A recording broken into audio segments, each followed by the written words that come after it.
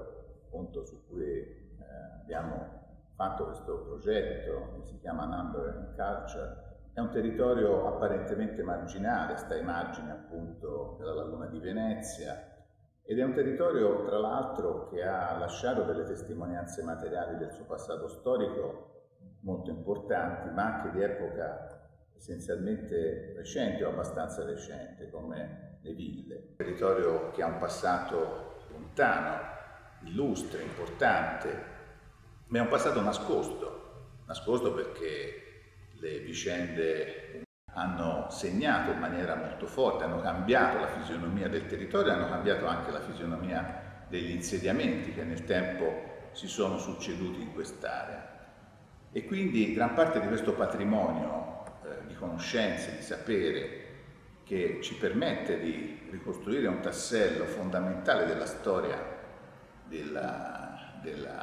anche di Venezia, è un patrimonio che è nascosto sottoterra e quindi gli archeologi sono da questo punto di vista delle figure, dei tecnici più adatti a poter indagare su questo patrimonio, a poterlo mettere in luce di nuovo e a poter far sì che questo patrimonio possa essere nuovamente conosciuto appunto, ma anche opportunamente. I recenti studi dimostrano come l'intervento umano sia sempre stato finalizzato a migliorare lo sfruttamento del territorio secondo una scala di priorità che però è variata nel corso del tempo e quindi qualunque periodo si prenda in considerazione, la storia di quest'area è connotata da un inscindibile legame tra uomo e ambiente. Ne risulta che i processi e le problematiche relative ai dissesti idrogeologici attuali trovino in parte origine negli eventi passati. E quindi il territorio attuale è il palinsesto su cui noi possiamo leggere questi cambiamenti, su cui noi possiamo leggere questi valori espressi dagli stessi abitanti e ripensare a questo legame inscindibile tra uomo e ambiente, un legame inscindibile ma molto combattuto, non può che contribuire ad un uso più consapevole del territorio. L'eredità culturale di oggi soffre per tutti questi cambiamenti. L'archeologia negli ultimi anni ha dimostrato infatti che il patrimonio scavato e quello ancora sepolto è considerevole, ma poco noto e non condiviso. Numbers and Culture ha voluto promuovere la riscoperta e la salvaguardia di quest'area, valorizzandone proprio la complessità e educare e sensibilizzare la cittadinanza verso la comprensione delle particolari caratteristiche del territorio, del paesaggio e organizzare anche, perché no, un turismo in relazione a queste nuove tematiche, quindi in chiave consapevole e sostenibile, tutto per favorire la conoscenza.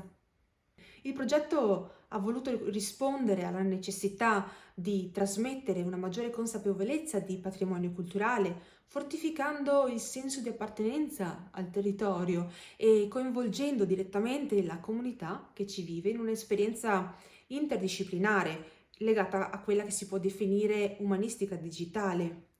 Nell'ottica di promuovere quindi il patrimonio culturale e favorire la contaminazione tra saperi diversi, soprattutto tra mondo accademico e comunità, abbiamo voluto creare una collezione di informazioni per identificare i valori di un territorio, utili per la ricerca scientifica ma anche per la valorizzazione, tramite una ricerca interdisciplinare, coinvolgendo quindi gli studenti delle scuole secondarie di primo grado e indirettamente la famiglia proprio nelle attività dei ragazzi.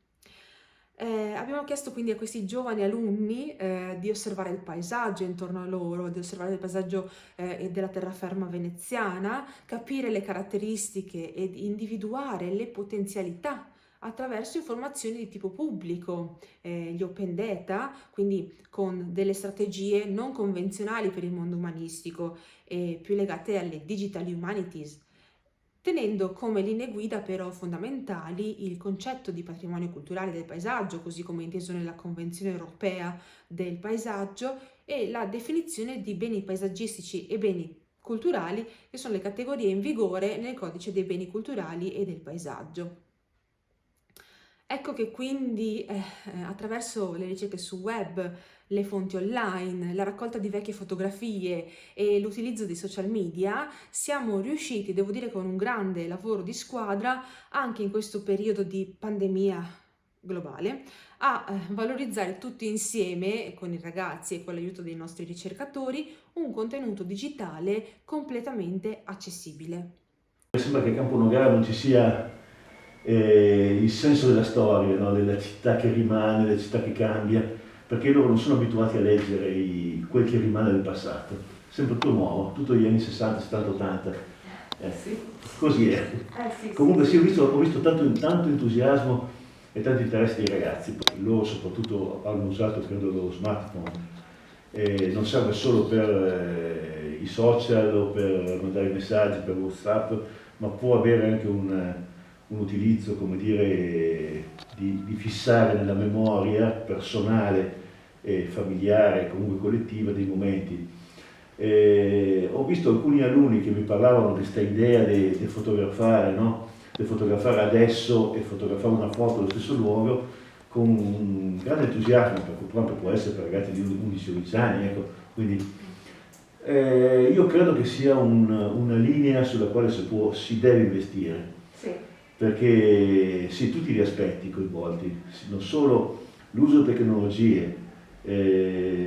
la parte storica e anche la consapevolezza di quel che era. Qualche volta a me capita di parlare con i ragazzi magari dalla finestra e dire: avete visto la villa che c'è qui vicino, la casa? Sì. Ma ve l'immaginate così? Forse questo era la scuola, era il terreno di pertinenza di quella... E questi mi guardano come se il mondo fosse sempre stato così, ma 30 anni non era così. C'è stato un certo sospetto, ovviamente, di tutti, perché noi quest'anno abbiamo chiuso la scuola all'esterno, ma per ovvi motivi. Va bene. Poi pian piano abbiamo allentato. Pensi che quest'anno la scuola non è stata utilizzata da nessuna delle associazioni che normalmente venivano al pomeriggio. E abbiamo chiuso tutto, cioè non ci sono stati esterni che sono venuti a scuola. E poi pian piano abbiamo avuto contatti con lei, ho capito, anche apprezzato la bontà del progetto, l'idea di fondo, la passione, anche la collaborazione con Ca' Foscari, con le stesse Università Popolari di Campo Nogara, per cui pensi che l'Università Popolare di Campo Nogara fino all'anno scorso utilizzava i locali della scuola per il pomeriggio, quest'anno non l'ha fatto, proprio abbiamo chiuso tutto, per ovvi motivi, sanificazione, il giorno prima, il giorno dopo, quindi non è che quest'anno sia stato un anno normale, è stato un anno molto molto pesante, soprattutto nell'impostazione per gli alunni, gli stanziamenti, adesso tutto è diventato normale, ma una volta tutti entravano di là, adesso entrano distanziati in tre turni, tre di qua e tre di là, quindi insomma è stato un anno anche per gli alunni all'inizio un po' confuso, per le famiglie stesse, per portare gli alunni, chi aveva fratelli, uno 5 minuti prima, quindi immagini la Ecco, noi siamo molto contenti di aver lavorato con voi su questo progetto. Questo progetto nasce e prende l'avvio nel novembre del 2019. Noi come Università Popolare l'abbiamo accolto con grande forza. Troviamo di fatto in mezzo, una terra di mezzo tra due centri culturali molto forti, uno è Venezia e l'altro è Padova. Questo progetto avrebbe, secondo noi, anche il pregio e il valore di far assumere una maggior consapevolezza di quello che ci circonda e partire innanzitutto da quelle che sono attualmente le giovani generazioni che un domani saranno chiamate a vivere pienamente questo territorio e avere anche la consapevolezza delle trasformazioni che in questo delicato tessuto che nei secoli via via si è stratificato andranno a gestire. Representing the field of digital humanities here at Ca' Foscari University, and basically it's about applying digital tools, technologies and methods to the work of a humanist. So what is a humanist? Historians, literary scholars, I'm a medievalist scholar, archaeologists, I'm surrounded by archaeologists and our enterprises to learn more about the past and about art and literature, about architecture, and digital tools and methods can help us to make sense out of what we find and what is present in our archives and in the environment, in books. So the Venice Center for Digital Public Humanities has been established and founded especially for this, to support researchers, humanists in their research, to teach and train colleagues, students in methodologies, how to use certain equipment to do analysis of material, of texts, of paintings, and analyze your material to the typical digital humanist is not anymore in the library on the desk and writing alone an article or a book, but so usually you would meet digital humanist experts in meetings discussing because the tasks, the projects are so complex. You need so many competences, technical competences, competence from your domain, so from your discipline as a philologist, a literary scholar, or an art historian, an archaeologist, and to bring all these competences together. So from making the record to creating a database, to create visualization, to map information on a historical map, for example, to create statistics, to present texts, to tell stories about it. So it's a long chain of tasks that nobody is able to do on its own. So collaboration is key for digital humanities research. So the citizen science approach is, so in the past it has been always also labeled like crowdsourcing, which sounds a little bit disrespectful to people, have the public involved in research, in creating knowledge, and in bringing together information about the things that belong to us. So public humanities and public engagement can be facilitated by tools, technology. I mean, we all have now the very strong experience of the pandemic, and we were able to communicate. You have been able to realize a project with students, with teachers, schools, local authorities in a virtual world that would not have been possible without the support of without the support of technology. Negli ultimi anni la ricerca archeologica sta cercando forme e modi per costruire un ponte di comunicazione sempre più performativo con le comunità locali nei territori dove opera spesso da tempo.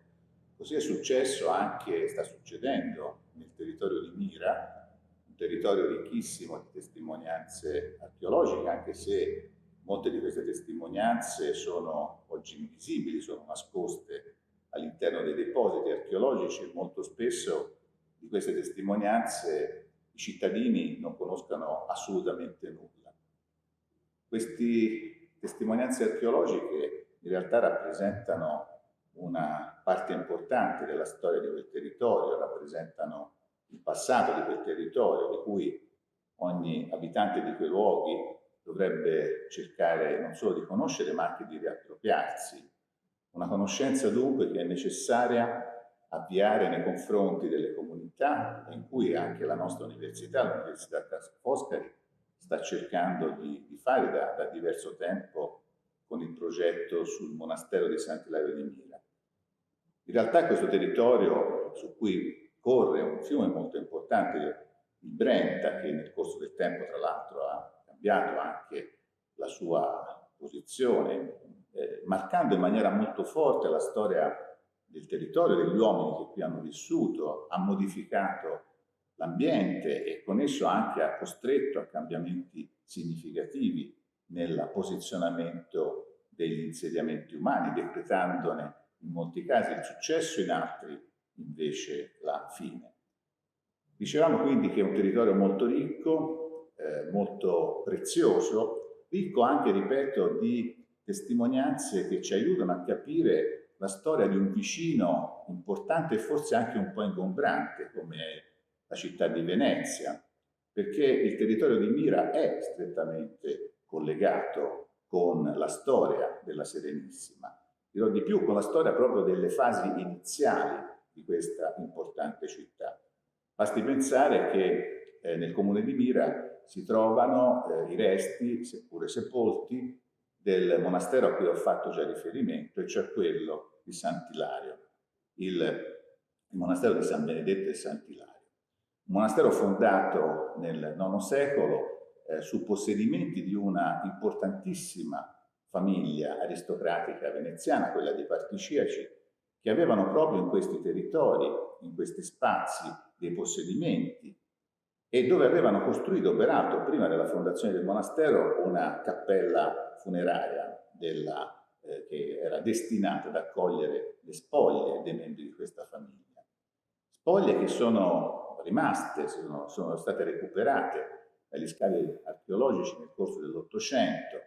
e che sono oggi conservate nel Museo Archeologico Nazionale di Venezia, che si possono vedere nel Museo Archeologico Nazionale di Venezia. Frammenti importantissimi di un pavimento musivo della chiesa monastica, resti e frammenti di iscrizioni, di lapidi e soprattutto di sarcofagi che dovevano appunto accogliere i corpi dei membri di questa famiglia. Dunque un luogo centrale per comprendere la storia di Venezia delle origini, è un luogo centrale anche per capire e comprendere la storia di questo territorio. Dunque è opportuno che tutto quello che è stato fatto nel passato, non solo le nostre ricerche, ma tutti quelli che hanno lavorato in questo territorio, che hanno contribuito a mettere in luce le testimonianze di questo territorio, tutto questo venga in qualche modo recuperato, venga tradotto in forme comprensibili per tutti,